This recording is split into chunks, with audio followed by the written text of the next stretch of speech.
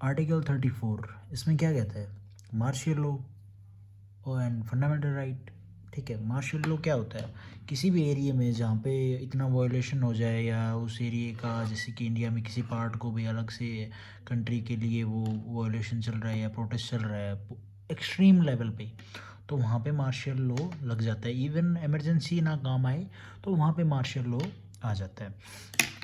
ये बहुत एक्सट्रीम होता है, ये किसी भी इमरजेंसी से ज़्यादा पावरफुल और एक्सट्रीमली, क्या बोलूँ मैं, कि जैसे कि कोई भी एक्शन लेने में आर्मी नहीं जीत सकती है।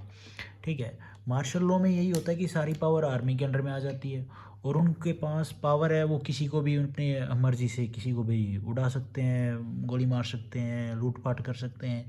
उनके केस में, उस केस में वो कोई कोर्ट केस नहीं कर सकता है कि उनके ऊपर कोई केस होगा, क्योंकि मार्शल लॉ के अंडर में केस होगा ही नहीं। उन्होंने क्यों गोली मारी, कैसे मारी, कुछ भी नहीं होगा।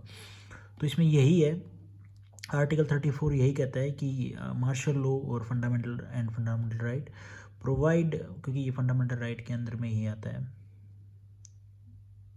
तो फंडामेंटल राइट के अंदर में नहीं है, बट ये पार्ट 3 के अंडर में आता है, नॉट फंडामेंटल राइट के अंडर में आता है। अच्छा, इसमें ये कहता है provide for the restriction on fundamental right while martial law is in the force. Fundamental right ख़त्म हो जाते हैं आपके जब मार्शल लॉ लग जाएगा तो, in any area with in the territory of India. It empowers the parliament to indemnify and indemnify and any government servant and any other person for any act done by him in connection with the maintenance of restoration of order in any area of martial law was in force। इसका यही है कि कोई भी person या कोई भी ऐसा जो empower parliament to any government or any other person to any act done by, इसका कनेक्शन मेंटेनेंस रिस्टोरेशन, और इसमें यही कहा गया है कि कोई भी लॉ वाज इन फोर्स, जहाँ पे ज़रूरत है वहाँ पे मार्शल लॉ लगाया जाएगा। ये अजीब सी डेफिनेशन लगा दी मैंने। The Supreme Court held that the declaration of martial law does not, अच्छा, सुप्रीम कोर्ट ये कहता है कि मार्शल लॉ लगने के बाद इस फैक्टो और result in suspension of right, वही भास कॉर्पस ख़त्म नहीं होगा, क्योंकि बट ये होता ही है जब मार्शल लॉ लगेगा ना। ये रोल एक्ट जो आया था 1919 में, तो उसमें यही था, उसमें आपके फंडामेंटल राइट सारे सस्पेंड हो जाते हैं और 20 और 21 जो बचता है उस पर भी इफ़ेक्ट पड़ता है। तो मार्शल लॉ में यही है कि ना ही लगे मार्शल लॉ तो अच्छा है।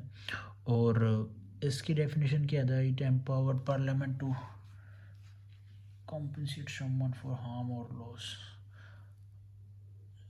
any other person of any other। ठीक है, तो ये आर्टिकल 34 है। अब ये डेफिनेशन मैं थोड़ी क्लियरली नहीं बता पा रहा हूँ क्योंकि ये कन्फ्यूज है, ये सिंपल लैंग्वेज में नहीं है।